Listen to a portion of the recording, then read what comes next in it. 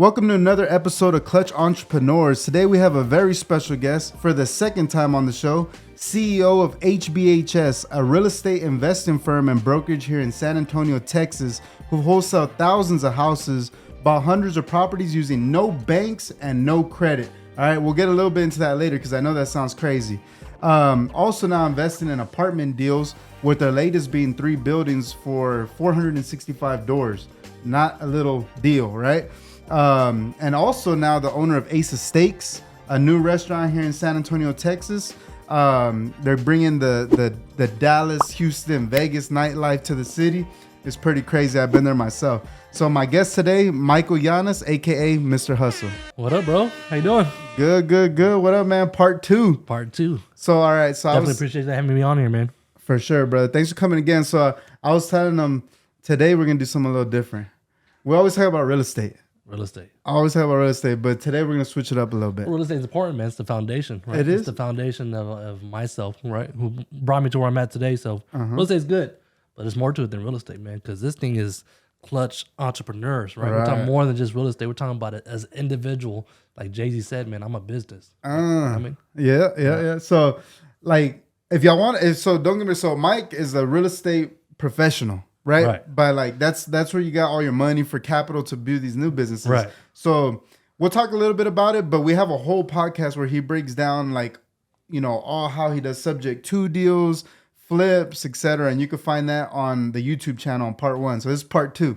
Part 2. All right. So man, for my viewers, man, that don't know exactly who Mr. Hustle is, can you give him a little background story? Well, let's break it down. So like you said, you can find everything on part 1, but a quick breakdown. Just like JR, man, here, born and raised in San Antonio. The age of 17, 3 days after high school, went to the Army, did 12 years. So I took a lot of Army aspects and applied it to business. And after that, man, just going straight into real estate. When I bought my first house, I thought it was pretty cool going through the process and going through the motions. Thought nothing of it until my boy Charles brought me in and said, hey, man, let's talk about real estate and let's see if we want to do real estate while you're in the Army. So did that first year, man, like I said, as a realtor, still in the Army. I did 55 transactions. So that's unheard of. I mean, that's unheard of for people doing it today, even though they're full time. Yeah. So I did that, man. I blew a lot of money, had fun. Coming from humble beginnings. Food stamps, housing, welfare. So when you get that kind of money that fast, it was different, right? So kind of blew the money, and then after that was done, I was like, man, let me focus a little more on real estate besides becoming a realtor. And then we did the flips, right? And then we went from flipping houses to, man, all the headaches dealing with contractors, and we were using our own personal money back then. This was 10 years ago. And then a deal came where we're pretty tight on funds, and then we tried out this wholesaling, right? The wholesaling, man, I have 4 or 5 flips going on. There's another deal. Let me try this wholesaling thing. Wholesaled. I was like, man, that's pretty cool, man. We made 10 G's without really flipping the house. We're flipping paper, and then we went into wholesaling, right? So it kind of led from one thing to another. And the wholesaling, we do what we do today as HBHS, which is home buying, home selling. Over 1,000 wholesale deals. So that's a lot, right? It's a lot when it comes to title issues. It's a lot when it comes to being a mediator, talking to the family. Hey, I hate my brother. I hate my sister for whatever reason. And we're just trying to be the mediator because we're trying to make this deal close because we're trying to get paid. Exactly. So, man, like, it's funny because, like, wholesaling's not that old. It's not that old, yeah. Like, and in the city, y'all were kind of like the first ones, like, with the, how do you say it? Like showing it. Like a social media presence. Like a social media, right? Because I remember I had this little office. Well, I didn't have this office, but I had like the other side when I first started. And I would drive home and I'd see HBHS and I'd see the Maserati. Remember the Maserati? Good old days. Yeah. Maserati, Mike. And I was just like, dang, that's cool. And I was like, I want to like know these guys. Like, you know what I mean? Because I remember the first time I saw you and Charles, right? And I was like, damn, these dudes are gangster. I was like, what's going on over here? Like, they're doing deals? I was like, I like that. Let me go see who they are. I remember that, man. Yeah. Yeah, I was like, let me go chop it up with them. And what happened was, I think Hilco, they were through an event downtown. And it was like you, Charles, Q, and I don't remember who else was it. Probably Mitzi. I don't know. Of course, the Hilco guys. Yeah. It was I remember. It was a while back. And I was like, yo. This was years ago, man. This is when I first started. Years ago. This is when I first, so it was like 4 years ago. Because I've been in the game 4 years. Yeah, I think it's a little more than that, dude. But go ahead. It was more than, damn. Okay. Maybe 5. Maybe 5? Yeah. Okay. So I remember I was like, yo, what's up, guys? Like, hey, yo, let me go talk to y'all's office. I got a real estate license. I need to hang it somewhere. Right. So we pulled up. And then y'all were like, yeah, let's rock. So I hung my license with y'all, and it's been there ever since. And we just been rocking. Yeah. People don't know that little secret, man. Yeah. JR is a little honorary member of HBHS, the brokerage side. Oh. The realty side. Yeah. Hey, y'all want to know something funny? What's that? Nobody called me JR before you. Because remember, my name's Jonathan, right? But everybody called me Jonathan John. Ray, right? Jonathan Ray Hernandez. But everybody called me John growing up, right? But you had like fucking 4 guys named John, so you're like, yo, we can't keep calling you John. Hey, call him JR. I was like, yo, that shit sounds hard. Fuck it, let's rock with JR. JR, see? I changed my social media and shit. I was like, I'm gonna come with a new little swag. That's how everyone knows you now, right? Yeah. That's good, man. That's just on the tight. I was like, all right. Glad I coined that, man. So, anyways, but yeah, man. So, that's how we met. That's our story. And then we done some deals together, right? We done some deals together, little wholesale deals here and there, a couple sub twos here and there, but yeah, man, went from the whole wholesale to 1,000, plus deals. We have 18 guys in the office. We can't do what we do with by ourselves, right? I don't think anybody can really grow and scale. So you have to have a good team, man. And in our office, everyone has a role, everyone has a responsibility. And we have people like Frank, who's my CEO, kind of runs the office and makes sure it all pans well. Yeah. So I can do what I can do now. Man, Frank's been there for a minute. Frank has been a minute. He's been there since the beginning. Yeah. Talking about 4 or 5 years too. So. That's loyalty. That dude's loyal. He's a good guy. I mean, shout out to Frank. Yeah, Frank told me, man. You're probably gonna get him on this podcast. It'd be cool. Yeah. See how you run a business. Yeah. So man, like for so you're from San Antonio, born and raised. How was like life growing up for young Mike? So young Mike, like I said, man, my parents or my dad really had 9 kids, and I'm 7 of 9, so it was tough. My brother being 1 year older than me, no education from my parents' side. My mom's partially deaf, right? So we had a lot of sign language, right? So that's tough when you have someone who's partially deaf. Education's low, not past high school. Dad being from Mexico.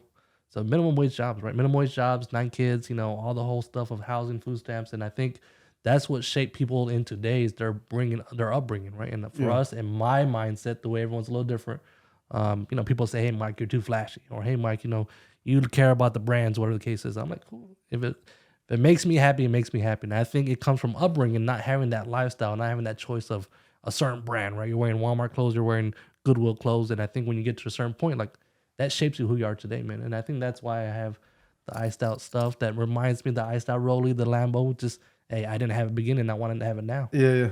That's my 2 cents. I don't think there's anything wrong with it. I don't think there's wrong with it, but if you come from money, do you do that, right? For someone who comes from money, right, we don't know, right? For someone who does come from money, their lifestyle will be a little different, I would think. Yeah. I was just talking to my sister about this yesterday. We were drinking. I was like, man, it's crazy. Like, we're changing everything for the family. Or I'm changing like there has to be that person. Yeah. Right? Yeah. And I know you're that person, right? Because I met your mom, I met your dad. Yeah. I know you're that person, right? Yeah. And I think in my family, I'm that person. Mm-hmm. We're almost the same age. I think I'm a little older than you. So it's cool how we have a lot of synergies together, man. Yeah. And both being from San Antonio, both being, if you want to call it Mexican, right? Yeah. And it's Mexican American. Mexican American, right? Yeah. It's a big upbringing, and it's pretty cool that we share this vibe. Yeah. So like the flashy shit to me is dope. Is it? To me, because but probably from the same beginning as I did. Well, I mean, now your flashiness is a little different, right? Your flashiness is this dude's a little humble, man. He doesn't talk about all the Corvettes that he has, right? He doesn't talk about all the Spurs games that he goes to. He always sits courtside, right? He is a big sports guy, and you're a big outdoors guy. I'm not. Right? So that flashiness to you, that's your thing, right? You're going out to the boats and you're going out to having a good time with the Spurs game, and you're always there, dude. I know you spent a lot of money on those tickets, and that's that's different because you didn't have that growing up. Yeah, because I always tell people, like, I'll be there. I was like, damn, we were at the last row. I just remember the first day we walked to the court. I was like, dang. And then I brought my dad with me, my cousin with me. I was like, and crazy. That's what shaped you, right? For someone from young, see, when I was little, I never went to a Spurs game. I wasn't really big into sports when I was little, but you were, right? You're a big sports guy. Yeah. So that's that one that shaped you from a kid to who we are now, and I think that's what shapes everybody. And everyone has a different story. Yeah, and that's my story. But I think it's more. You know what I think it is though? It's like a minority thing. I honestly think, like Mexicans and like I don't know, this is the way we rock. Like, I've been rocking gold chains and shit since I was a little kid. I got pictures. My dad had me with bracelets and rings and all sorts of. I had a little medallion, a Tasmanian devil and shit. Like, you know what I mean? It's just how we are. I think I had the Bugs Bunny. Yeah, the Bugs Bunny. It's just how we rock. You know what I mean? My dad had me in Jordans and shit. Like, we're fly. You know what I mean? I don't know. I guess it's just a thing because I love it. To me, it makes me feel good. That's and when you feel good, you play good. And when you play good, they pay good. That's what they say. The That's good thing Deion is, Sanders. the good thing is you're taking your family with you, right? Yeah. You know, I think your dad, does your dad still work here? I know he's Yeah, my working dad with you works for me doing now. some stuff, and your mom even works in this building. Yeah. That's a whole different conversation. My sister's next. Your sister. Yeah. And then, you know, you share your experience with these guys, right? I mean, take them to the Spurs game and take them here and take them there. I don't know if it was you or not. I think it was you. Did you take them to Disney World? Oh, bro, I take them everywhere. I just send them places now. Yeah. They go to Cabo. They go to everywhere. Yeah, that's good, man. I don't even go no more. It's just them. I got to work. Yeah, and that's what you as the entrepreneur can happen, man. So people watching this podcast, you know, we're talking about life and, you know, talking about our stories. But as an entrepreneur, as a hustler, that's what you want to do. I mean, that's what I want to do. It may not be for everybody, you know, but you got to find out your why, and your why is, you know, with your family. And same thing on my side. You know, I paid off my mom's house, you know, at Wholesaling Live. Shout out. That was dope. Got my sister into a sub 2. Got my brother into a sub 2. Obviously, I live in a sub 2. So that's something I definitely want to talk about. If you guys haven't heard of a sub 2 before. We'll definitely get into that. Yeah. How does it feel, man? Like being the change in your family tree, right? Like, how does that feel walking around? Like, it feels at first like, man, is it me? Am I really doing above and beyond? I'm really going, you know, being a true certified hustler and making things happen. And eventually, it kind of just snaps, man. It kind of snaps. You know what? I am the guy, right? You know, you take it, you implement it, and you embrace it. And you know, I think it all started off with the houses. It all started off with real estate. You know, I couldn't be where I'm at today without the foundation of the money coming in from all the properties and you know, having that social media presence and moving forward. But when you actually start doing things that are above and beyond, paying off my mom's house, right, in front of 500 people, taking care of my sister and putting her into a property, my brother into property. You know, we even talk about Charles, who's my partner, is my father-in-law, and there's his family, right, and then we take care of their family. It's cool to see that change, man. Getting people into real estate, you know, because us as minorities growing up, you know, financial education wasn't there. You know? Exactly. Financial education is if you own a house in the minority with the mindset of, you know, Mexican American low income, like you made it. Yeah. So for someone to say, hey man, you bought a house, bro, you made it.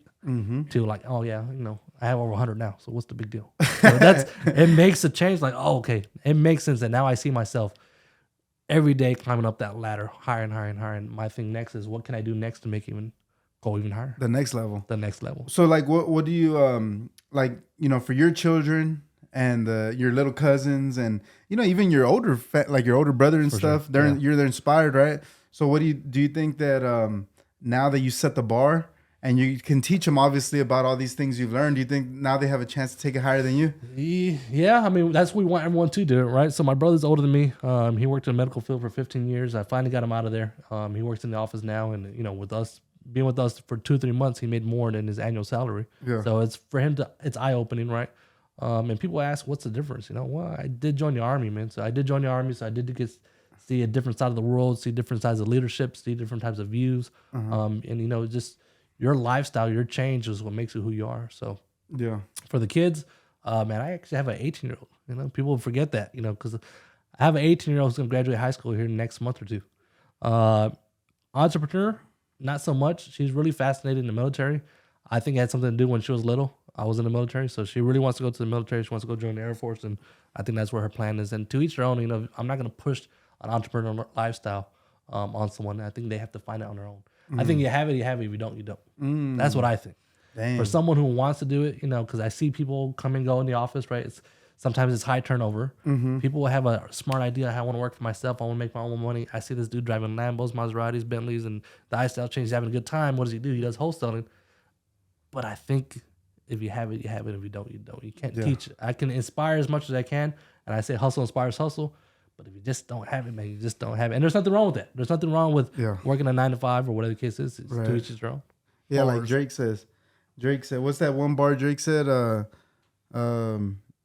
Shit, I forgot it. Fuck it. So like, man, you're like, you got like a lot of followers on Instagram, Facebook, and all that, right? You got a lot of influence now. You got your camera guy here. What is your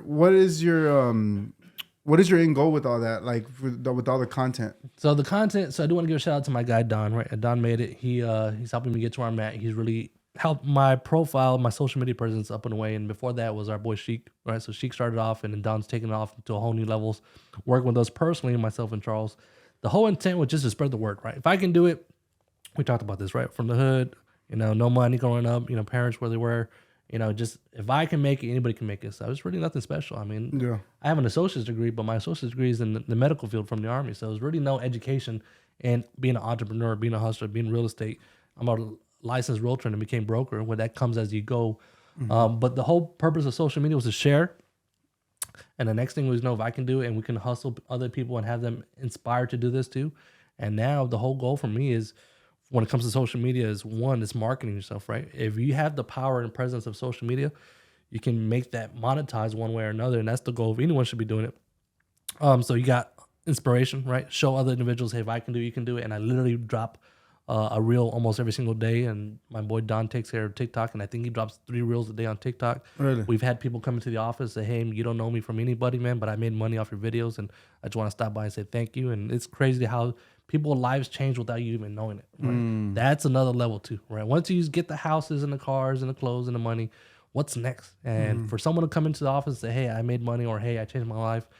We have a guy in the office, his name's Chamo. He moved here from New York, and his entire family, because he sees the vision and he sees the office life and how this can help, and to see other people get inspired. And I'm sure you do too. I get messages every day. Hey, bro, I live in Corpus, or I live here. I'll move and I'll work for free. So it's crazy how that social media presence works. So that's the inspiration. It's showing how what we do. Of course, we use it to monetize, right? So we do events. It's good to have a good following to show for the events and all that good stuff. But now I think I want to take it to that next level. If I have a following, what else can I do with it besides real estate? And that's where these new business ventures come in. Yeah, and so like, do you notice like your followers and the people that reach out to you, or do they usually look like you? I would say so. Yeah, for the most part. Yeah, right. I mean, you typically, the average person reaches out to me, I'm gonna say they're male and they're Hispanic. Yeah.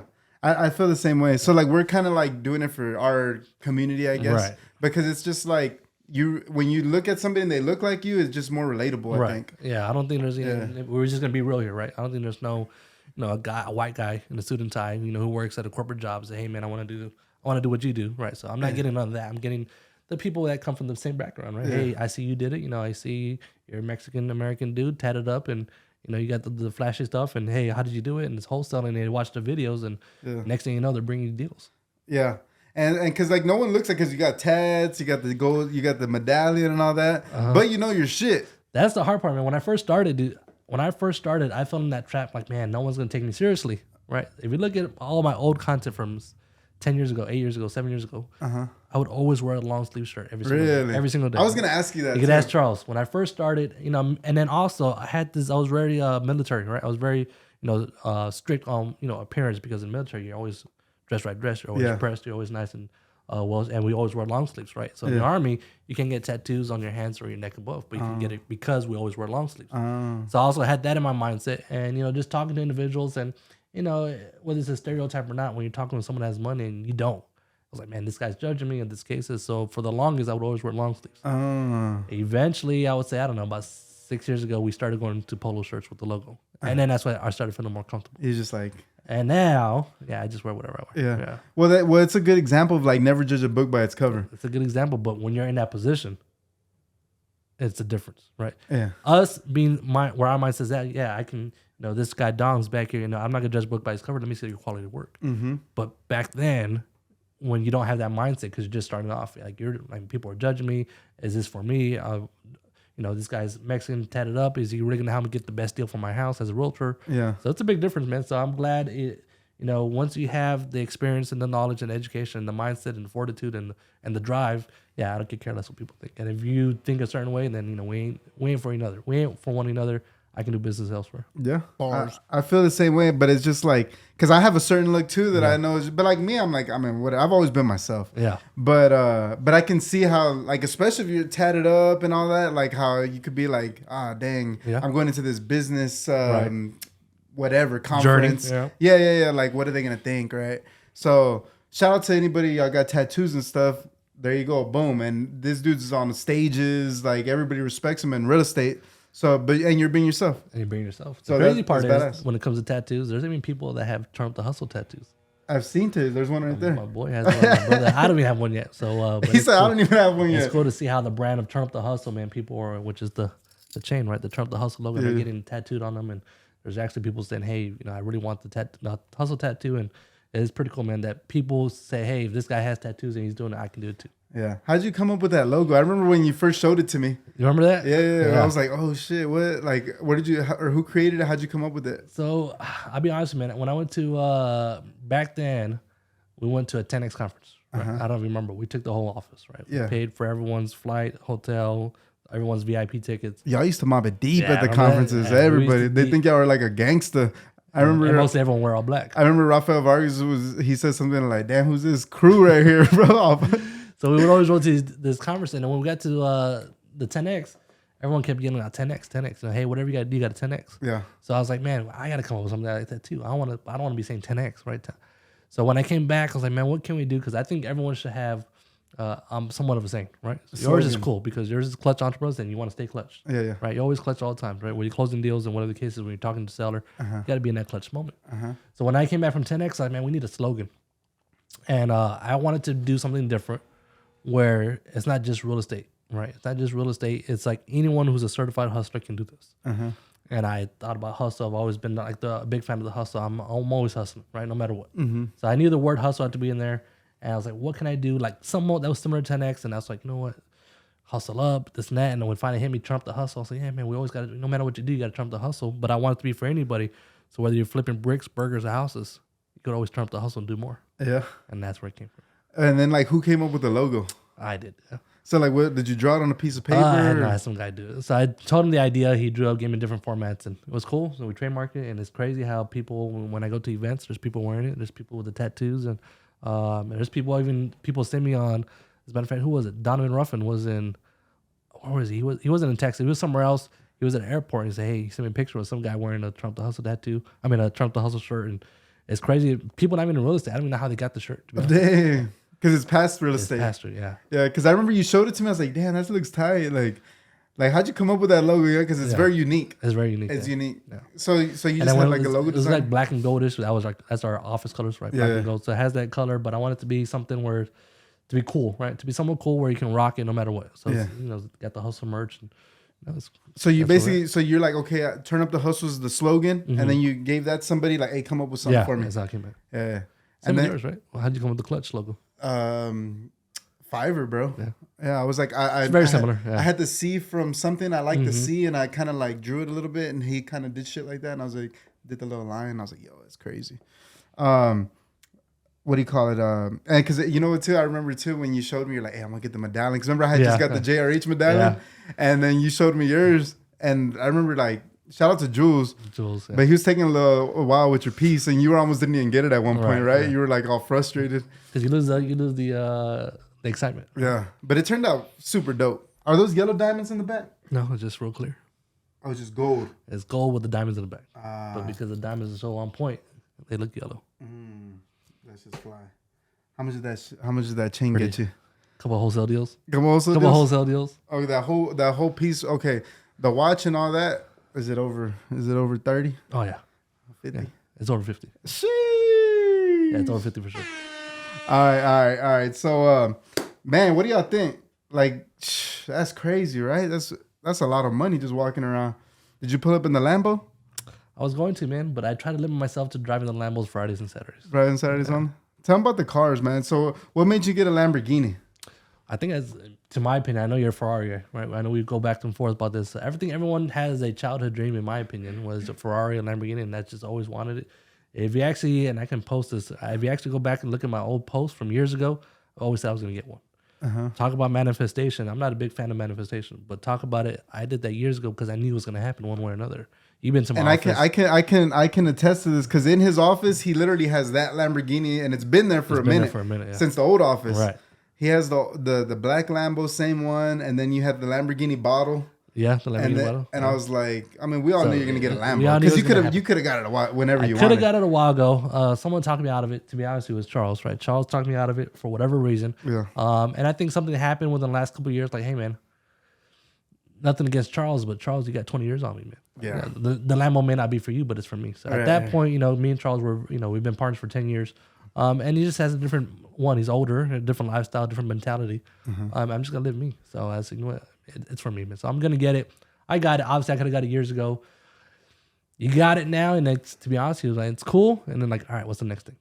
It gets boring. It's right. What's the next thing? I'm already thinking, what's the next thing? So I'm actually gonna buy another car. That's a supercar.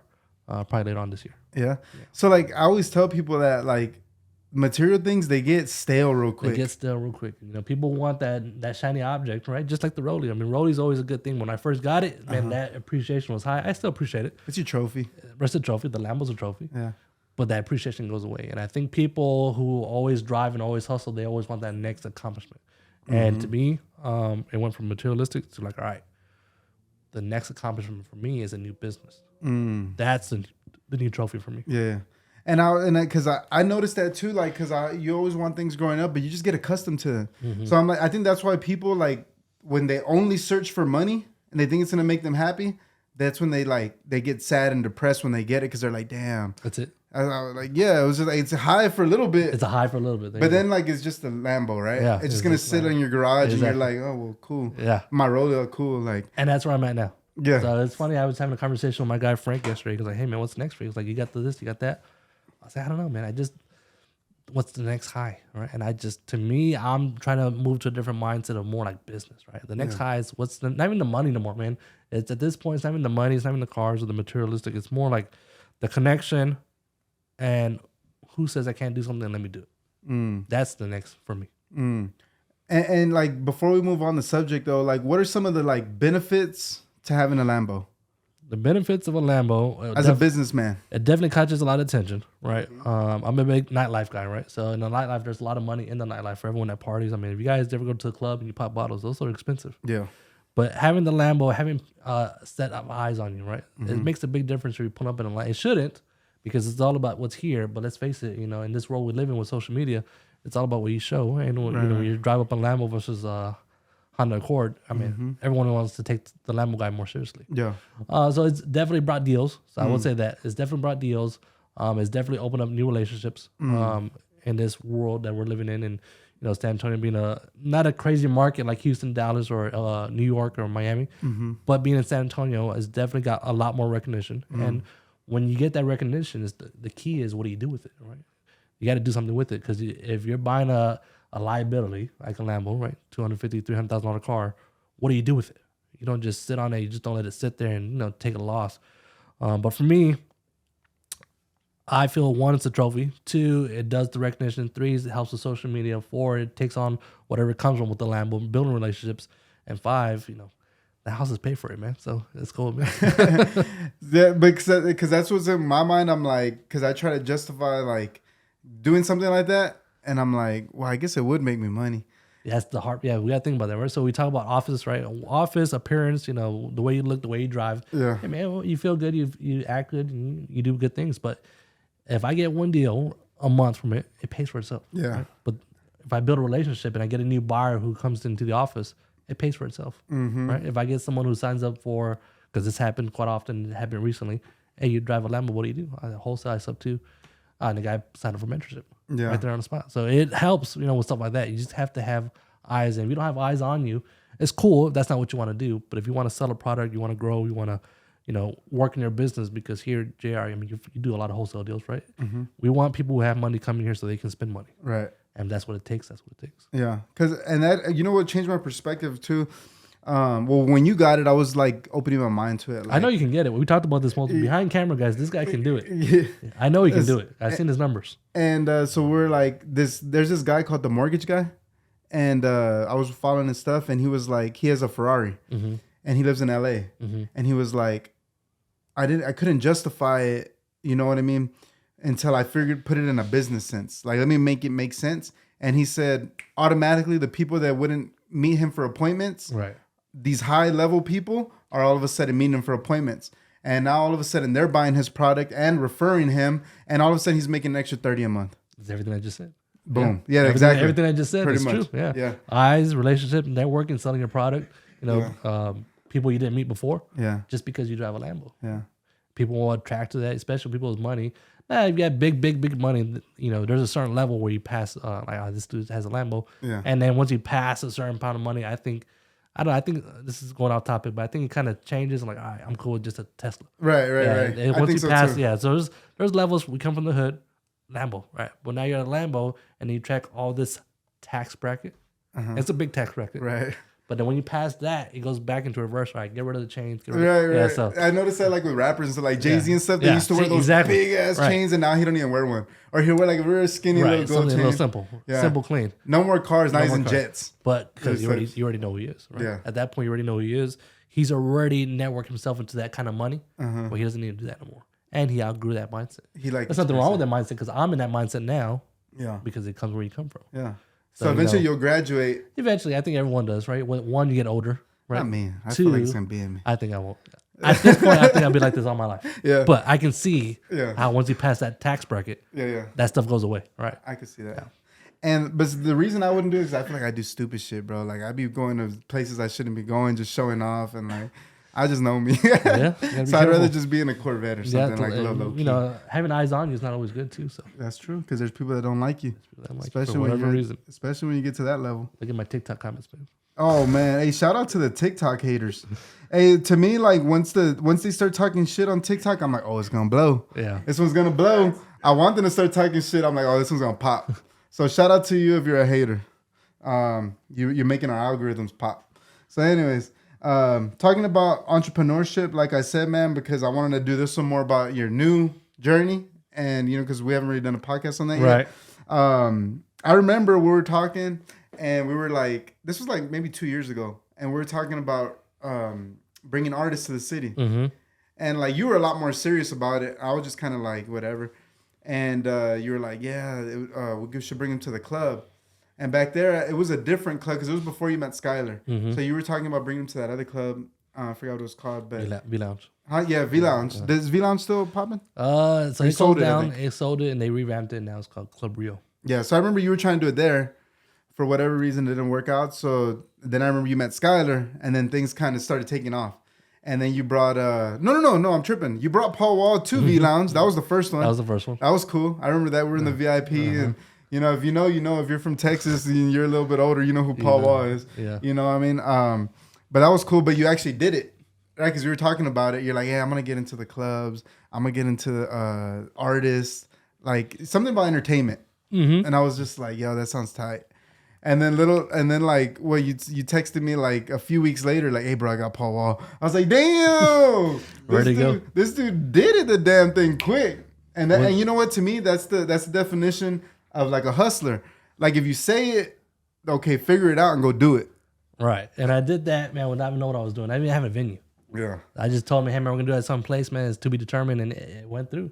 And the whole thing with that is, I like to go out, right? Yeah. You know that. Yeah. I like to go out. I like the nightlife.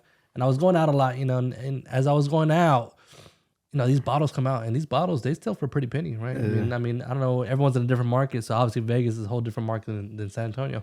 But if you're in a club and you buy a bottle of Ciroc, it's $250. Yeah. You buy a bottle of Clase Azul, it's $500. Right? 42, you're looking at $600. You buy a bottle of Ace of Spades, it's $1,000. God damn. But the margins are really high. So I was like, it's cool, right? So I went out and I would see everyone pay at the door. I would see all the bottles come out. I would see the shot girl sell all the shots for $6 a shot. You can make a lot of shots of one bottle, right? The bottle's $24 of Ciroc. And I just saw the numbers. I was like, man, if I'm going to go out, how can I get paid to go out?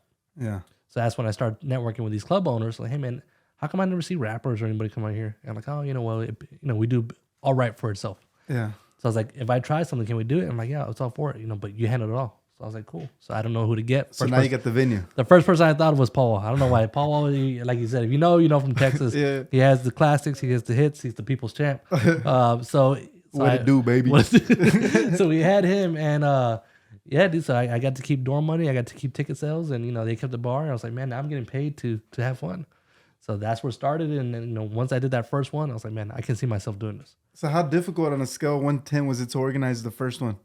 The first one's always tough, right? You don't know what you don't know. So it was pretty tough for Eventbrite, tickets, door sales numbers, and marketing. I thought, you just push, hey, Paul Wall's coming. It'll just, in Texas, it would just fill itself. So there was a little bit of work on marketing. So it all depends on the individual, but now it's easier, and it goes back to the influence you have, right? Yeah. And who you partner with. And I think partnering up with certain people is key. Uh-huh. And then went from Paul Wall, and then it went to Waka Flocka. All right. So we brought Waka Flocka, and I brought it to another club, to my boys' club called Desire, and that one did pretty good, man. One, it was Halloween. 2, the door made a lot of money, and 3, a lot of bottles were sold. So that was my best one yet.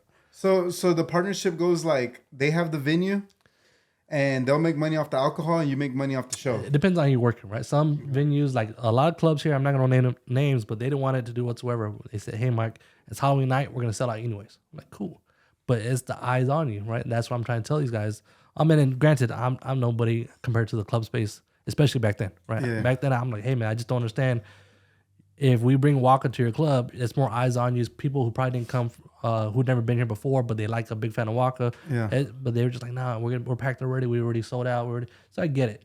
But you know how much are you charging the door? $10, $15. Hey, you think we charge 30? Like, no, that's too high. So I went to different venues. I had Walker on lock, kind of like a wholesale deal. I had him on the contract, and the venue was to be determined. I was like, man, I really need a spot. Did you have an option period? It's a little different. I just paid it up front. I'm gonna figure it out one way or another. Oh, you went hard. Yeah, I want to figure it out one way or another. Went hard. Yeah, I went hard on the earnest money. I went hard in the paint. Yeah. And then I found my boy Skyler, and he was, he looked like a kid. I didn't think he was the owner. And I was talking to some other guy who was the GM of the place, and he's like, nah, man, that's not our type of music. And then my boy Skyler walks up and, hey, man, what you talking about? Like, what up, bro? I didn't know who he was, And then I said, Walker. He said he want to do it. So I asked him, well, you don't mind me asking who are you? So I'm the owner. I'm like, let me talk to this dude. Hey, bro, we got to bring Walker here. And he was all for it. And even till today, I mean, this weekend is a 2-year anniversary of that club, Desire, and Walker's been the biggest night. Damn. Walker's been the biggest night, dorm-wise, ROI-wise, alcohol-wise, so it's good. Dang. So like just breaking down like a media thing, right? Or like an entertainment thing. So, okay, you have the venue, right? How much did it cost to bring Walker? Back then, I got him pretty cheap because he was already in town doing something with UTSA. So I found out, like I did research, right? How can I get someone if it's cheaper if they're already here, right? So back then, it cost me 10 G's. Okay, 10,000. So that gets him in the venue. It takes care of everything. It has 10 G's. He obviously he's in the section, right? He wants a couple bottles. But bottles, I figure they're only $30. Casamigos, there's only $30. The clubs are for $250, but at cost. So section. And part of the thing is I got to be in the section with them. Yeah. Right. So that's how we built that. You put that in the contract? Yeah.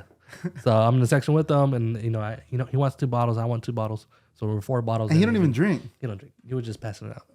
All right. So it's 10,000 plus a section plus a few bottles. That covers everything.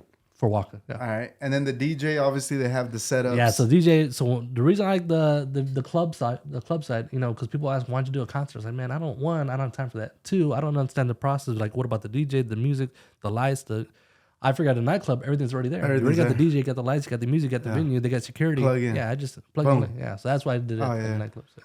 So, okay. So, I mean, I figure at this point, you're just building up the experience. You're not really in it for the profit at this point. I'm not in it for the profit. I'm in have a good time and but you're gonna get there. You're just like you're figuring it out. And the social media. Yeah, branding. Yeah. Right, because you're associating yourself with some bigger names. Right. So that's always gonna be good for your brand, right? So you pay 10 G's, you get the club. How much are our tickets? We're selling them for 30, 40, 50, depending on what time you write. So when your first pre-sale was 30 and it was 40 and at the door was like 50 or something like that. Back then, it was a while back. Okay. The door made 40 G's. The door made 40. Yeah. And you get that? So it's a little different, right? Everyone's different, right? So right. I worked on a deal with Skyler. But nonetheless, the numbers for Walker was 10, the door made 40, and that doesn't include the alcohol sales. Okay. So that was more cool for me, right? So I did the Paul Wall thing. I did the walk. I was like, man, this is pretty cool. I'm having fun at it. I'm getting paid. Yeah, and you're meeting these rappers. That's dope. So, and then, went on from there, and then we did Ace Hood, Lil Flip, Kirkle Banks, Mike Jones, all the Texas people for sure. Okay. Next, we're working on Sean Kingston. Okay. Walker's coming back. I'm working on Soulja Boy coming. So, pretty cool. Okay. But that's just not, it's not even about the money at that point. It's more just having fun and what can I do they can't do. Now, the crazy part is, got to know Paul Wall pretty cool, and his boy Goo is his manager. And they're talking about doing real estate deals. They already sent me deals. Hey, look at this. Hey, we want to do stuff in Houston. And they want to buy properties. And that's pretty cool just doing that type of conversation on low. Yeah. Because remember, we brought Paul Wall to Q's event. Yeah. And then just like tapping into their network. And tapping into the network. You know what I mean? And then understanding now that I think I already booked Paul Wall like 4 or 5 times. So now understanding better the numbers and, they have all the connects because they're close with all the Houston rappers. So I can have an idea. I can just call my boy, hey man, how much is Slim charging or how much is this charges? And now it's And then I brought people to Smoke, right? I brought people to Smoke, and that's a big venue here. Yeah. Okay. So dang. So okay, because I was just trying to get a glimpse in like the business side of it, right? So like, boom, you hit them up, 10 grand plus this ticket sales 40, boom, you make your money, some profit, you have fun. Now you're associating yourself, got some content with Waka. You probably talk with each other now. That's cool. Yeah. So super dope. And then that leads, We just texted the other day. Yeah. I'm trying to bring it back. And then that leads into the Ace of Steaks. So how did that leads? start? Okay, so what the Ace of Steaks is, what I really want to do is on a club, right? That was my goal. And Scotter, for him, we'll probably bring him on this podcast if that's cool with you. Yeah, for sure. Him open up a club for the first time, no experience. I was like, man, and it's a hot spot. It's a young spot, but it's a hot spot. And the difference between him is he caters to college kids. He caters to college kids. One, they like to drink. Yeah. Two, there's a lot of minors that's under 21. And there's really no spot in San Antonio's under 21. So he charges a pretty penny at the door. He is, right? Yeah. He's like the only. Everyone else is over 21. But if there's only one spot for these guys to go to, it's down the street from UTSA. Right. It's a smart decision. Smart move, yeah. So his first year, I've seen his numbers. I'm not going to share his numbers. If he comes on the podcast, he can share it. But I've seen his numbers. I've seen the books. I was like, man, this is what I want to do. It's profitable. Real estate's cool. Is it fun? I want to say it's fun, but it's cool, right? I mean, I think I already had my fun with the houses and the wholesales and the apartments and the Airbnbs. So now it's just like, this is who I am. I am real estate. Yeah. But let's have fun. Yeah. Right? And that's where the whole artist came in. And I was like, man, I really want to open a club. So we actually put in a couple applications. But a lot of people don't want clubs in San Antonio. Not people who own the buildings. Oh. Because what comes with it? There's drugs, there's fights, there's violence, there's guns, sexual harassments, right? There's alcohol, there's minors drinking alcohol. So there's a lot. I get it. Yeah. There's a lot that goes into it. So to buy a club now, you would find one that's already a club now, buy it, revamp it, and do it. But they don't want to sell because they're making good money. Now the only thing to do is buy land, build it up yourself. But that's for someone who's never owned a club. I don't know if I want to go straight into buying land, build a whole club. That's a lot of money. That's a lot of money doing so. So I was like, man, I really want to do a club, and we got passed down a couple times, and we went to a restaurant in Houston. You were there, right? We went to a restaurant in Houston for some event, and we went back again for. I was at a club in Houston, and we went to this place for dinner. I was like, man, this is pretty cool vibes. And you talking about that night? Dude, that night, guys. Let's just say this. Let me summarize it. I was walking on a dinner table with millionaires all around me, with a tomahawk steak in one hand and a bottle of glass of azul pouring it in everybody's mouth on one. Oh shit! Okay, that was picture that. Picture that. Picture that. So that was that, and I talked to my boy, and he was like, "Hey man, we should open up a restaurant." I'm like, "Man, a restaurant just seems hard. I have no experience whatsoever in a restaurant. Yeah, neither do you. Yeah, but it's like club vibes, So we went back to that. Dude, that was one of my first nights. Right. We went back to that place, and I thought nothing of it. And then about 2-3 months later, he calls me and goes, "Hey man, I found a steakhouse for sale." At that point, when he called me, I'm like, "Oh, this guy's serious." So we went to go look at the steakhouse, and food was good. The issue with the guy was he was chef/owner. So he was doing it all. He was doing both, right? And he was old school. He was old school, didn't know no Instagram, no TikTok. Yeah. And that's tough nowadays, right? Especially if it's a vibey place. But his was real classic steakhouse. Red carpet, red paint, curtains on the wall, like dollar store furniture on the wall. It was just outdated. Food was good. But he wasn't up to date. Yeah. So we went out there. We made an agreement to buy everything in the restaurant, all the furniture, all the kitchen stuff, and everything in the coolers, all the stuff that comes with it, all the inventory, the meats and the alcohol, and everything. We made the offer. Guy said yes. We closed on it. Probably about 45 days later, I'm thinking to myself, man, do I want to get into the restaurant business? I have no idea. I never worked at a restaurant. You thought about that after you made the deal? I thought about it once going through the motions, but I kept seeing the vision of, all right, man, this would be a different type of environment. I want a restaurant where, like you said, you're walking on a dinner table with the tomahawk in one hand, classic on the other hand, there's bottle service, there's DJs, there's lights. And I don't know if San Antonio's ready for that, but we're going to make it happen. And we're bringing it in. We already started. And, we had our grand opening 6 weeks ago, and it's not too bad. Yeah. And that brings a whole nother set of clientele, right? So, being a restaurant owner, which you asked me 7 months ago, hey, man, you going to own a restaurant one day? I'm like, nah, you're crazy. What are you talking about? That's how fast things turn. Yeah. And it all starts with being an entrepreneur. It all starts by being clutch. Hey, are you going to do this or not? Are you going to pull the trigger or not? Are you going to be clutch or not? And I did it, and so far so good. It's different lifestyle for sure, from the guys in the office compared to servers and the cooks and the chef. You got commission, you got hourly employees. So I see the different environments, and I'm just going to try to apply a real estate to the restaurant. And I'll be honest with you, a lot of people give me a hard time. Like, Mike, why would you have zero experience? Scotter has zero experience in restaurants. You don't know what you're doing. You never worked in a restaurant. It's not going to work out. But it just feeds me, man. Can we tell me something I can't do? I'm gonna make it happen. Yeah, for sure, man. And you've proven yourself many times in business. So, um, can we go over like I want to know a little bit about like the business side of it though, like Yeah, for sure. so like you don't have to buy you just lease the spot, right? It's So just I a lease the lease. spot, right? Because it's a big complex. You've been there, right? Yeah. It's a big complex. It's an end cap. It has a patio. The patio is real key because we want to do brunch, right? And when we do brunch, typically people want to be on the outside. And we got there, so we leased the spot, right? So I bought me and my boy bought the spot.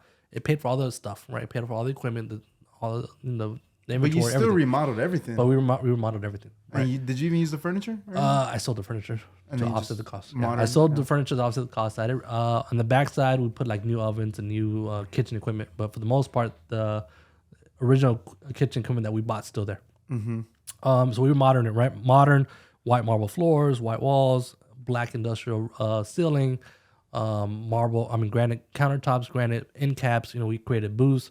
And the booths were somewhat like sections. And we have an idea that we're probably going to do sometime down the road. But the booths are kind of like sections. Everything's gold, right? I was a big fan of gold, right? So you've seen it. It has gold silverware, it has gold salt and pepper shakers, it has gold seats, right? It has gold lamps. We have gold steaks. We have gold burgers. There's a lot of gold at 24 karat, kind of like the salt-based style. But the thing is, San Antonio has always been a little behind on times. There's really nothing like it in San Antonio. Yeah. So that opened up a lot of eyes to people. And you know, the other day, and thanks to Ace of Steaks, now I'm talking with the Spurs. Right now, I got their phone numbers on my phone, and we're actually gonna hang out this Friday. Some of the Spurs players at Desire, and that came from Ace of Steaks. Now, if it was just at the club, right? Because I see them all the time at the club, right? They're in different sections. What up? I don't know them personally. Yeah. Opening a restaurant brings different sets of people, different sets of eyes. And, you know, when you tell somebody you do real estate, people don't know the capacity of what you do. Oh, this dude flips a house. You know, you're not going to tell a Spurs player, hey, man, I do 1,000 wholesale deals, bro. I do substitute. You know, they're not going to get that part. Yeah. But when you say have a restaurant, to some people in a different side of entrepreneurs, having a restaurant, a steakhouse at that, because there's only a handful of steakhouses here. Yeah. And to compete with those guys, it's different. So the business side is the marketing, it's the money, it's what are we going to do different. Is the food good? I think the food's good. All steaks are prime steaks, right? I know a lot more now than I did 7 months ago. In the last 3-4 months, I learned a whole lot more and being in the restaurant business. And so far, so good, man. Cocktails to the gold steaks to the price of the labor cost, which is a lot different than the business side, right? The KPIs on wholesaling versus the KPIs of running a business and selling a product. It's a big difference. Margins wise, alcohol wise, your liquor license, all right, where we're going to get the food from, you know, what's the best cost, but it has to be prime. So it's different. I mean, you haven't even talked about like the experience too, because it's like a club. Like you order a bottle, it comes out with the sparklers and the sign. And that's the difference in San Antonio, right? Yeah. So you got that in Houston, Dallas, Miami, New York, Vegas, but San Antonio, it's always been a little behind, right? Yeah. So for us to be the first ones, or one of the first ones, I think there's another one that's open too. For us to be one of the first ones. Oh, somebody else is coming already? There was one that's actually open before us. It was a little different concept. But yeah, there's one open up like 3 weeks before us. Same timing, different concept, but same vibe dining. That's the genre. The genre is vibe dining, right? So when you go to, I'm not gonna name no names, but you know the fancy steakhouse here. Yeah. When you go to the fancy steakhouse here or wherever you go, it's kind of stuffy, right? Kind of suit and tie, somewhat, if you will. Elevator music, bougie, right? Elevator music playing. You know, you got the waiter comes in. You know, it's a little different, right? High class, right? Yeah. What we want to do is do social dining. What social dining is, think of a club, if you will, a nightclub and a restaurant put together, right? We got DJs, we got bottle service. I mean, we have saxophone players, we got go-go girl dancers depending on the occasion. Yeah. Gold stuff there. We got lights, we got bottle service, we got the girls with the sparklers. You know, Clutch Spice Houses and big old sign when you get there for your big parties. And so far so good, man. We brought out a lot of people, and it's crazy how it's just grown so fast in 6 weeks. Yeah. And like if y'all want to see like what that looks like, I actually have a video on my YouTube where I documented it, the grand opening. You were there for the grand opening, Yeah, we ordered a like $1,000 gold steak, bro. It comes out in a suitcase with a guy with a helmet on, and he's like shaking it with smoke. It was crazy. Yeah. And then like all these pretty girls with bottles and shit was and it's a different vibe, right? And people, I mean, you can go to steakhouse, you go to any steakhouse and eat a steak, but if you want to experience, I think that's what everything's going nowadays, right? There's other places in town that you want to do an experience. What else can I do besides eat a steak? Right? Yeah. And that's the difference. Because it's kind of like a party. It's like a party, yeah. And like you're ready to go to the club after that shit. I'm like ready. I'm like. The whole thing with the synergy is, hey, we're going to open up nightclubs, right? We want to do what they call a hospitality group, right? Yeah. All the major cities has a hospitality group. That's the goal in the next 5 years. What is that? A hospitality group is like your entertainment, right? The bars, the restaurants, the nightclubs. Oh, yeah. So we already have the Ace of Steaks, which is the first one here of its kind. it's a party, right? After that, the goal is to go down the street to go to the nightclub. Desire is a little different, so we're looking at another location. Like, hey, it's the same synergies. So, hey, this let's just call it Hustle Hospitality Group. They own Ace of Steaks, they own Desire, they own this club, they own that club. So a lot of synergies pushed together. Gotcha. That's interesting. Well, shout out on that. That was because I know you said you're gonna do it, and you did it. Like, again, there you go. Yeah. So it was cool. Different for sure, man. So yeah. So like I said, guys, on my YouTube, I have a video of the grand opening, and you got to just check it out, like to get a visual of it. Man, so you're doing a lot of things now. You got a lot of things going. Yeah. And then as far as like going back to real estate, where do you see yourself taking that? I mean, are you still trying to grow that too? So the real estate, I remember you have people in place. We got Charles, he's there. We got Frank, he runs the office for the most part. I mean, we got the portfolio, it performs on its own. The flips are kind of somewhat automated because I got my guy who handles the flips. It's just everything's automated, so it grows on its own. And that's the whole business of being an entrepreneur. Is you don't want to work in your business, you want to work on the business, right? And that's where I'm at. I'm working on a business. Even though now I'm still doing wholesale deals personally, right? I'm still doing wholesale deals personally, and it's with the whole social media presence. A lot of people reach out to me for JV deals, and we make it happen for them, and it closes deals, and they're happy, I'm happy, and it creates relationships. So whole real estate's always going to be there. Just because I breathed it for 10 years, I know the deals, I know the ins and outs. I can look at a deal, this money put together. It's easy. I just want now the part is, what can I do next? What can I do next? That's went from the whole clubs, the artists, to the restaurant, and now we're looking at a car wrapping business just because it fits the category. I don't know if you fell into laundromats, but laundromats, it's like a big hidden secret. Really? Yeah. A laundromat. I always thought laundromats were hood stuff, right? Yeah. People quarter. It's a big business. They just built a brand new one right here on Fredericksburg. The one with the chandelier? Yeah. You see that? Yeah, it's a big, yeah. So big glass, right? I'm telling you, laundromats are self-sufficient for the most part. Passive. Yeah. So what do numbers look like on that? Tax write-off. It's a different one. So meeting different people, bring your eyes to different things. Really? So I never thought about a laundry business. So you met like a Skyler, to be honest with you. Oh, Skyler. So he has a couple, and man, the tax benefits of buying equipment, it's a tax write-off. Oh. So if you have to pay taxes, you buy equipment, right? Which you keep for yourself, but because the equipment has depreciation, you write off your own taxes. So this dude's not paying taxes. He actually got money back, right? He actually got money back and building more business for himself. So damn, just partnering up with different people, seeing different things, right? Because I think at some point people will reach their peak one way or another, right? Yeah. And then you want to get to that next level, you have to branch out and kind of do different things. Right. You get stale. You get stale. Yeah. You get stale, and then you kind of get comfortable with your life, and that's cool. I mean, I can retire today, and live comfortably, but the motivation, the hustle was what drives me. Yeah. Do something different, do something new. So the restaurant's only 6 weeks old, if you will, and we're really look at the next thing: car wrapping business, a laundromat, a warehouse, and we got some other stuff in the works. Nice. So is it good profit margin or? Which one? The restaurant or the what? What are we talking about? Well, yeah. Actually, I did want to ask that. Like, what does profit margins look like on a restaurant? So the restaurant's good. I mean, you got to look from a taqueria who sells $1.50 bean and cheese tacos. Yeah. To a steakhouse that sells $1,000 cold tomahawks. It's different margins, different type clientele. I do look at the numbers. All right. I see the numbers. Right now, my focus is on marketing. Let me get the place packed. Right. If you only open 6 weeks, remember I have zero experience. Right. So for marketing, my following and the real estate following, I'm glad I had a real estate following. So a lot of real estate events has been happening there. And we had a lot of nightlife industry events happening there. But the goal is to get the common person who hasn't heard about us. Right? Yeah. So everywhere I go, I kind of drop text, and it's crazy how I heard of that place. I saw it on TikTok, or I saw it on Instagram. I'm trying to make my way to stop by some of the tables when I'm there and just talk to the people and how their experience was. And my first question is, how'd you hear about us? Yeah. A lot of it's I saw it on TikTok, or I saw it or my friend told me. My friend had a birthday party and did a story. That's the majority of it now. Yeah. So I'm getting that crowd, but I want that place full at all times. And next Sunday we're starting brunch. And brunch is a whole vibe. So we're talking about DJs, we're talking about mimosas, we're talking about bottle service as well, right? Shout out to the mimosas. Yeah, dude. I barely tried them the other. Did you? Oh, it was delicious. I got all drunk by like 2. I was already drunk by 2, bro. What the hell? So we're gonna have 3 different mimosas. We're gonna have the house champagne, we're gonna have Moet, and then we're gonna have the Ace of Spades. Okay. And you know what else I noticed is good? Like it says "Kiss My Ace" with the thing, and then all the girls take pictures next to it and post it on their social. That was exactly the idea of that. Yeah. So we want Because girls bring business, right? If Yeah. you have hot girls posting hot pictures, one, their hot friends follow. Two, the guys follow. So that's what helps a lot. So when we bought this place, and some people that were there from the beginning, like Don was, when we bought the place, the demographic was late 50s to late 60s, early 50s to late 60s.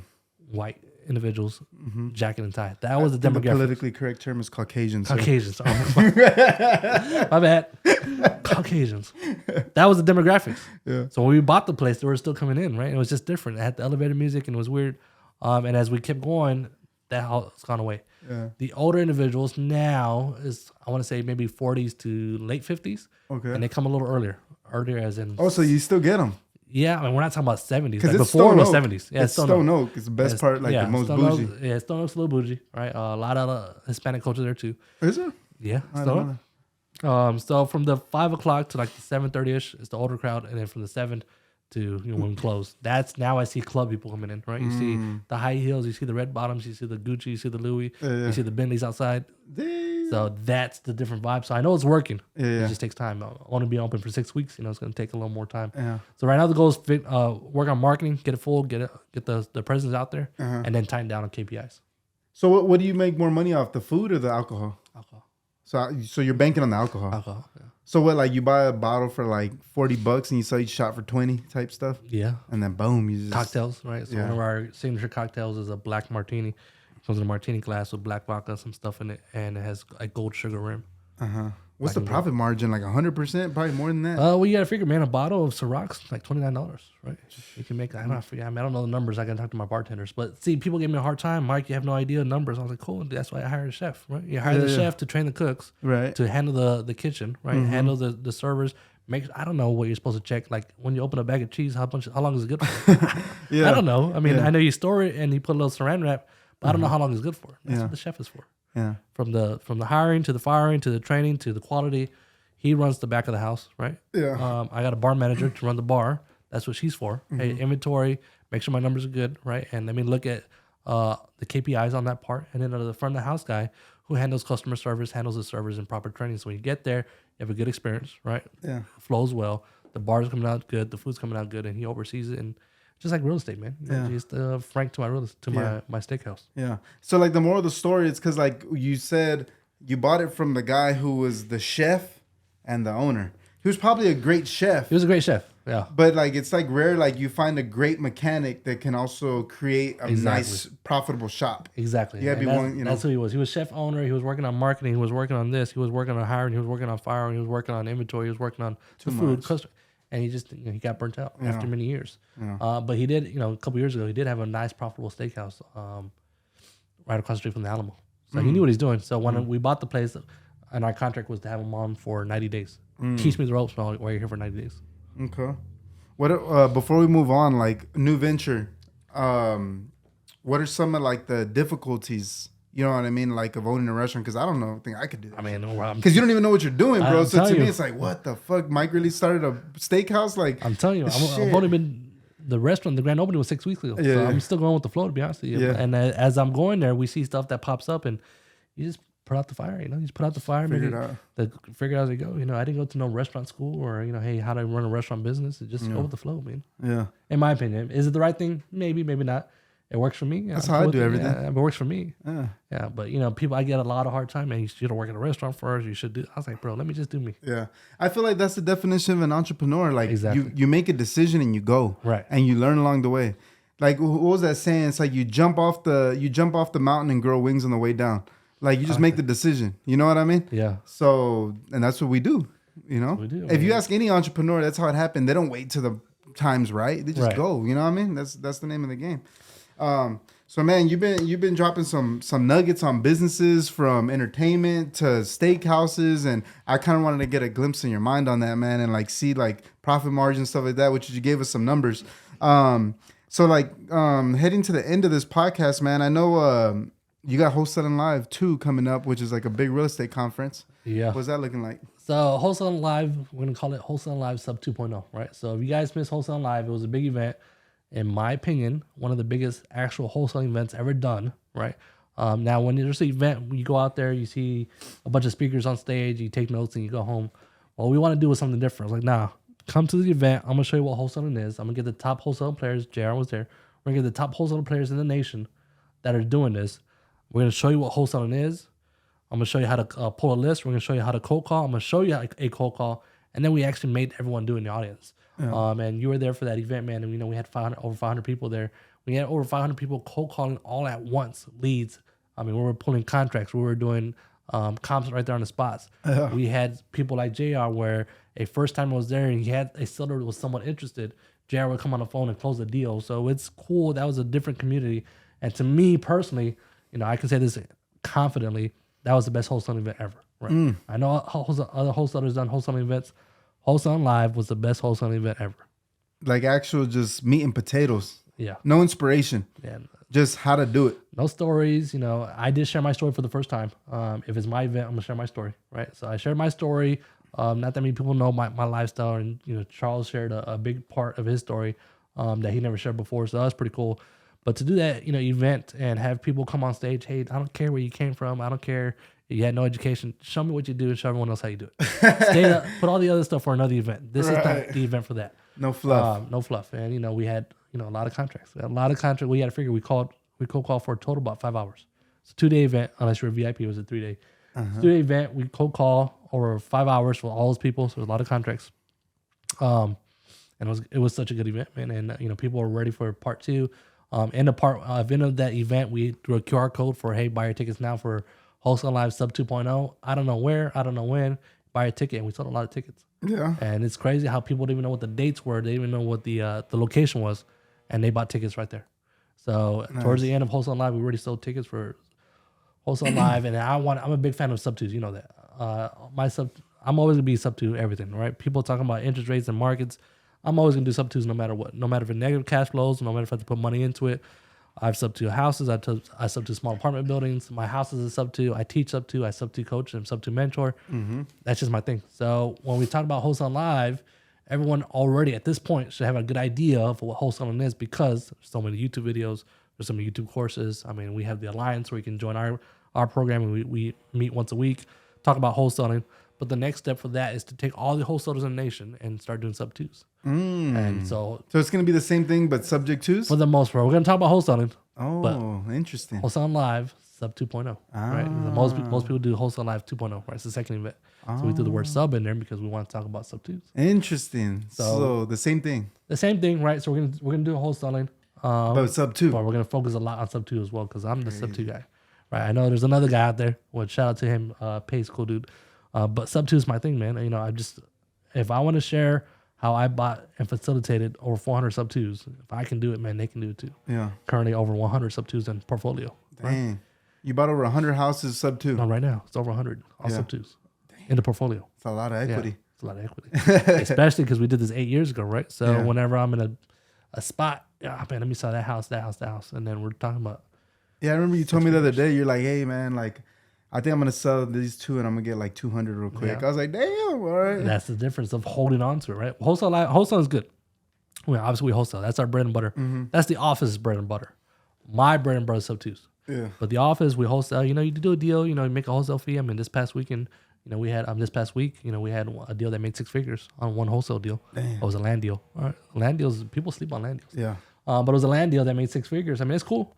But a average wholesale deal, no matter what people tell you, we're doing $50,000 wholesale. Yeah, people do it, but people always shout out the ones, the big one, like I just did. Yeah. We just did $100,000 wholesale deal. Yeah. People want to do that shout out, but your average, I don't know if you want to share your numbers or not, but an average wholesale deal, 10 to 20 grand. Yeah. Would you agree? Right? Yeah. So you can make a $12,000 wholesale deal, but that's that one-time deal. Mm-hmm. But if you can get smart, get creative, and get a house that has little to no equity and get paid 4 times on that one deal, from the down payment to the cash flow to the equity to the overall deal of that one property, that's how you make money. That's the true wealth.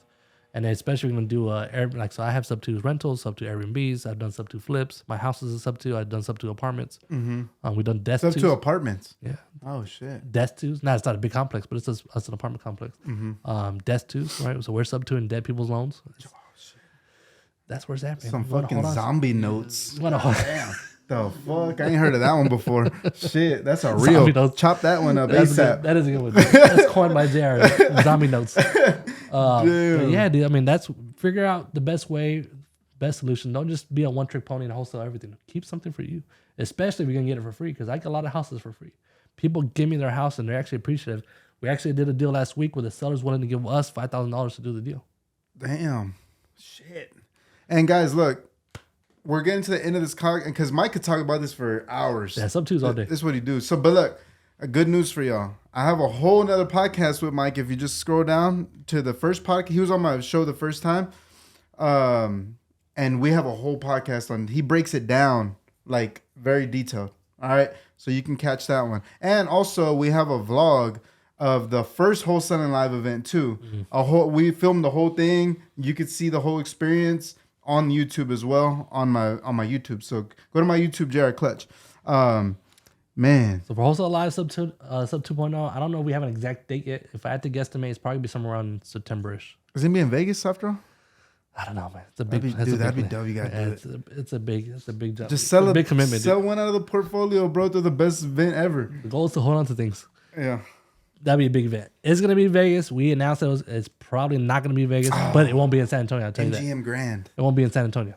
So it'll be different for sure. But yeah, come check it out. Wholesale Live. I mean, JR's gonna be there for sure. I mean, JR's always been a big supporter of our events, and I've always been a big supporter of JR's events, and I'm glad we have good synergies and we mesh well, and same upbringings for the most part, and and I've seen you, dude, from when you first started. When you walk into that office, I think I have a couple years ahead of you, so that's normal with anybody else when someone has a couple of years ahead of you. But man, you've grown a long ways, man, from when you first started. When you walk into that office, and I know your story behind that. I don't know if you share that story a lot or not, but this dude come from a good start, right? And I know what your story was before you joined the brokerage with us, and from this thing you're doing, and from the stuff that you don't know what he does because he doesn't put everything on camera. So it's cool to see. I appreciate that, bro. Yeah, because the journey's definitely brought us a long way, and it's cool like being a part of each other's journeys because I know we're both the same, cut from the same cloth, and we're never gonna stop. Exactly. So like we're in the prime of our careers. Yeah. And the good thing about business, man, is like we're not athletes. We're babies. We're just getting started. Right. Like, man, we're going to do some big things. How old are you? I'm 34. Yeah, 34. See, I'm 36. Yeah. Long ways ahead of us, man. Long ways. The real estate money, and everyone's watching this. Real estate's good. Don't get me wrong. I love real estate. But multiple streams of income, right? And if you want to stick in real estate, that's cool too. I mean, but don't just do wholesaling. Do rentals. Do Airbnb. Do this because this guy does flips. He does rentals, Airbnbs. And, but yeah, man, it's entrepreneurs is where we're at now, right? Yeah. You want to be an entrepreneur. Most people stick on when they get into wholesaling, they want to be a real estate investor. But after that, you want to graduate and become an entrepreneur. And I like how your Clutch is Clutch Entrepreneur, Clutch Investment Group as an investor. Be more than just a wholesaler. Right. Yeah, I try to tell people we're not wholesalers, we're investors, and we don't have a wholesale company. We have an investment firm. Exactly. You got to think a little bigger. You we know do the same thing. So HPHS is not a wholesale company. People know us for wholesaling because that's what we do at Wholesale Live, and we do a lot of wholesaling here. But wholesaling is not the business. HPHS is the business, and we do the portfolio, the rentals, the apartments, the flips, the education, the mentorship, the RIA, right? Wholesaling, of course. So it's a lot that goes into it. Become an investment, man. Be a business. Do more above and beyond than what you can do. Yep. So, man, shout out for coming on the show for the second time. I think this one was dope because, like, I don't know if a lot of people know this side of you. Yeah. It was always the sub twos and it was always wholesale. Yeah. So this is a different side of Mike. This is more like Mr. Hustle right here. There you go. It's the new career. I would say the second career, right? The launch of the second career. So, man, shout out to coming and sharing the story. And this is just the beginning. So for the viewers, man, they want to get in contact with you. They want to follow you. Where can they find you at? IG is probably the best way, man. IG is at Turn Up the Hustle, right? So no matter what you do, you always want to turn up the hustle. And I want to stick that with me. So we're branding. We got everything what we do. I always want to turn up the hustle. Find me on IG, and then you can definitely see your ways through all the social medias. But when you follow me, man, I want to provide a lot of sub two guidance, right? So a lot of sub two reels. I mean, people have been closing deals off the reels. So sub 2 for sure. So make sure you follow me on that, and then stay tuned for Wholesale Live sub 2.0, where my boy Jared is going to be there too. So we'll make sure we have a good time. All right, cool. So like, do you have any last words? Any last words for the audience? Audience, man. I mean, we started this podcast, me and you, talking about our upbringing, right? So I'm nobody special in my opinion. I just put in the work, and I just put in the hustle, and I got here, man. So like I said earlier, I kind of like to say that line now, man. Whatever you do what you do. If you're done wholesaling, that's what you do, and you do 2 wholesales a month. Trump the hustle and do 3. You know, if you do wholesaling now and you got a little bit of money, all right, trump the hustle and do your first flip. You know, if you do your first flip and wholesaling, you're always selling, trump the hustle and own your first property. So, and no matter what, because it's not just real estate, right? You know, I want Clutch to be a more entrepreneur. Hey, this is business, because I know you had different people on here. You had the lay house here, you had a traditional broker, and you got a land guy. I mean, I know it evolves around real estate because that's your background. Yeah. But I think this podcast is no more towards just being an entrepreneur, right? So no matter what you do, always trump the hustle. So I like to say, if you flip bricks, burgers, or houses, trump the hustle at all times. Bars. All right, man. So look, last question. What does the word clutch mean to you?